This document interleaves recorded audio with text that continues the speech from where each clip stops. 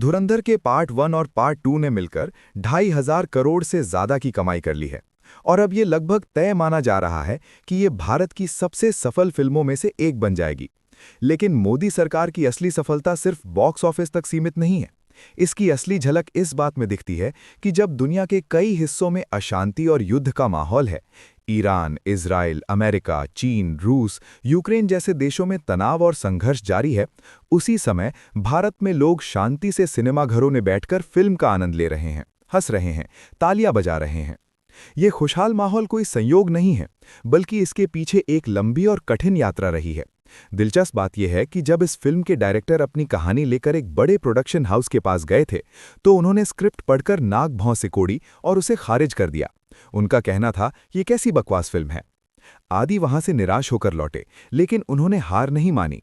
Film बननी शुरू हुई, पर बनते बनते पैसे खत्म हो गए। एक ऐसी रात आई जब लगा कि सब कुछ यहीं थम जाएगा। सारी मेहनत, सारे सपने, सब कुछ खत्म हो जाएगा। उसी निर्णायक रात आदि के पास एक फोन कॉल आया, और उस एक कॉल ने सब कुछ बदल दिया। जिस स्क्रिप्ट को कभी फाड़कर फेंक दिया गया था, वही आज भारत की सबसे ज्यादा कमाई करने वाली फिल्म बनने की राह पर है। लेकिन हैरानी की बात यह है कि इस कामयाबी के बीच भी कुछ लोग हिंदुस्तान में नाखुश हैं। आखिर ये फिल्म भारत के लिए इतनी अहम क्यों बन गई? आइए समझते हैं। जब से धुरंधर का पहला भाग रिलीज हुआ, लोगों को पहली बार अजीत डोभाल जैसे खुफिया ऑपरेशनों की एक झलक देखने को मिली। ऐसे ऑपरेशन जिनके बारे में शायद पहले आम जनता को कुछ भी पता नहीं था। फिल्म में उन्हीं से प्रेरित किरदार है अजय सान्याल। इस किरदार को देखकर यह साफ समझ आता है कि असली खुफिया काम किसी फिल्मी फॉर्मूले जैसा नहीं होता। ये ठंडा, धीमा और बेहद खतरनाक होता है। जहां एक आदमी सालों तक दुश्मन के बीच रहकर काम करता है और उन्हें उसकी असली पहचान तक नहीं होती। यही असली खुफिया दुनिया की सच्चाई है। बॉलीवुड को 100 साल से भी ज्यादा हो चुके हैं, लेकिन इन दशकों में एक पैटर्न ऐसा रहा जिस पर बहुत कम लोगों ने ध्यान दिया। कई फिल्मों में खलनायक के रूप में बार बार कुछ खास सामाजिक चेहरों जैसे ठाकुर, पंडित या साधु को नकारात्मक रूप में दिखाया गया, जबकि कुछ अन्य किरदारों को अक्सर मासूम, पीड़ित या सहानुभूति के पात्र के तौर पर प्रस्तुत किया गया। कई लोगों का मानना है कि यह महज इत्तेफाक नहीं था, बल्कि एक लंबे समय तक चला एक सोचा समझा बनाया गया नैरेटिव था। यही वजह है कि आज जब धुरंधर जैसी फिल्मों को प्रोपेगेंडा कहा जाता है, तो सवाल उठता है कि क्या पहले के इस पैटर्न पर कभी उतनी ही गंभीरता से चर्चा हुई थी? 2014 के बाद फिल्म इंडस्ट्री में कुछ बदलाव देखने को मिले। कुछ ऐसी फिल्में सामने आईं जिन्होंने इतिहास, समाज और अलग-अलग दृष्टिकोणों को नए तरीके से पेश करने की कोशिश की, जैसे कश्मीर फाइल्स, केरला स्टोरी, छावा, तान्हाजी और अब धुरंधर।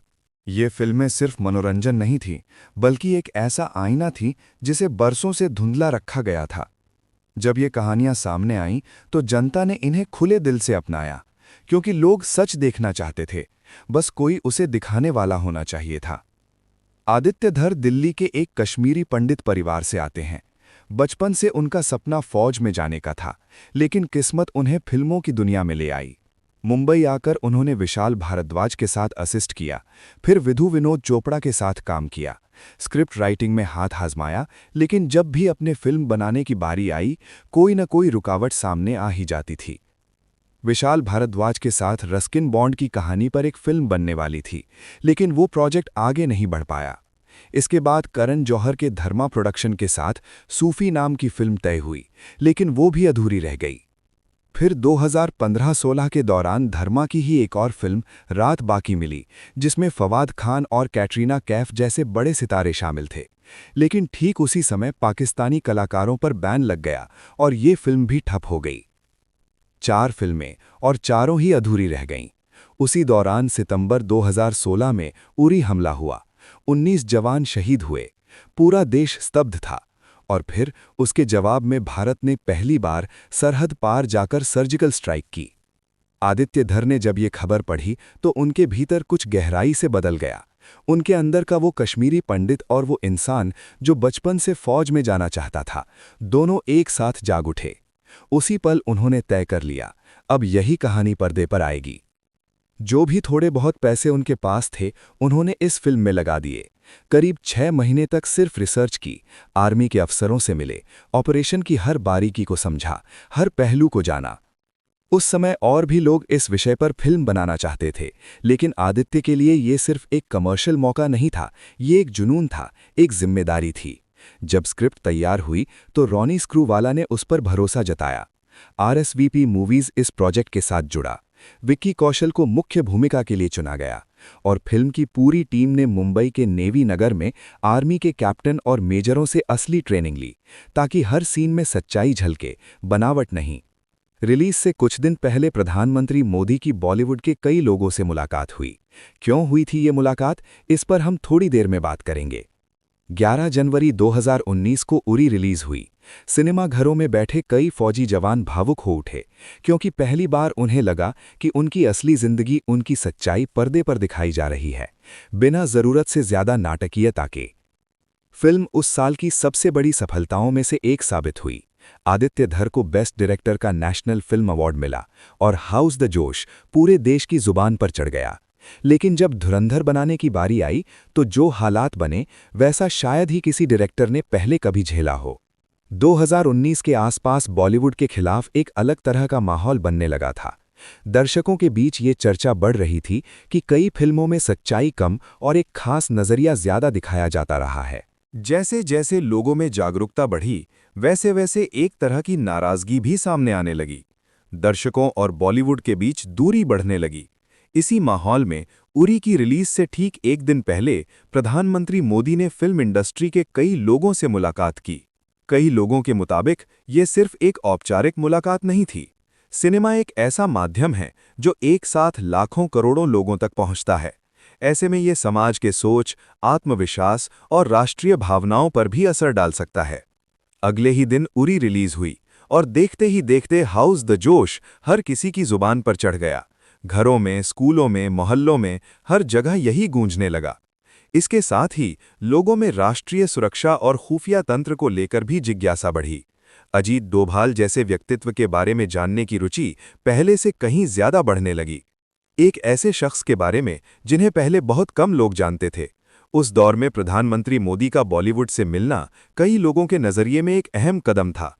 सिर्फ एक फिल्म के लिए नहीं, बल्कि उस सोच के लिए जो ये मानती है कि देश की कहानी देश के लोगों तक पहुंचनी चाहिए और सिनेमा उसका सबसे ताकतवर माध्यम है। जब आदित्य धर के मन में धुरंधर का विचार आया, तब तक देश का माहौल काफी बदल चुका था। उरी के बाद लोगों की दिलचस्पी भारतीय सेना और खुफिया एजेंसियों के काम को समझने में बढ़ने लगी थी। फिर फरवरी 2019 में बालाकोट एयर स्ट्राइक हुई। पहली बार भारतीय वायुसेना ने पाकिस्तान की जमीन पर जाकर जैश-ए-मोहम्मद के ठिकानों को निशाना बनाया। ये जवाब उरी की सर्जिकल स्ट्राइक से भी बड़ा माना गया। इन दोनों ऑपरेशनों के पीछे एक नाम धीरे धीरे लोगों की जुबान पर चढ़ने लगा, अजीत डोभाल। अजीत डोभाल हमेशा सुर्खियों से दूर रहे, चुपचाप अपना काम करने वाले। NSA बनने के बाद लोग उन्हें जानने लगे, लेकिन उरी और बालाकोट के बाद उनकी पहचान एक नए स्तर पर पहुंच गई। अब लोगों को ये समझ आने लगा था कि ऐसे ऑपरेशनों के पीछे सिर्फ सेना की ताकत ही नहीं होती, बल्कि एक रणनीतिक दिमाग भी होता है, जो पर्दे के पीछे रहकर हर कदम की दिशा तय करता है। शायद यही वजह है कि धुरंधर में उनसे प्रेरित किरदार अजय सान्याल को इतनी सराहना मिल रही है। दर्शक उस किरदार में उसी शख्सियत की झलक देख रहे हैं जिसे वे पिछले कुछ सालों में धीरे धीरे समझने लगे हैं। ये भी दिलचस्प है कि धुरंधर की शुरुआत और अंत दोनों ही अजय सान्याल के दृश्यों और संवादों से होते हैं, जिससे ये किरदार कहानी का केंद्र बन जाता है। हालांकि उरी की सफलता के बाद आदित्य धर के दिमाग में तुरंत धुरंधर का विचार नहीं था। ये कहानी बाद में समय के साथ आकार लेती गई।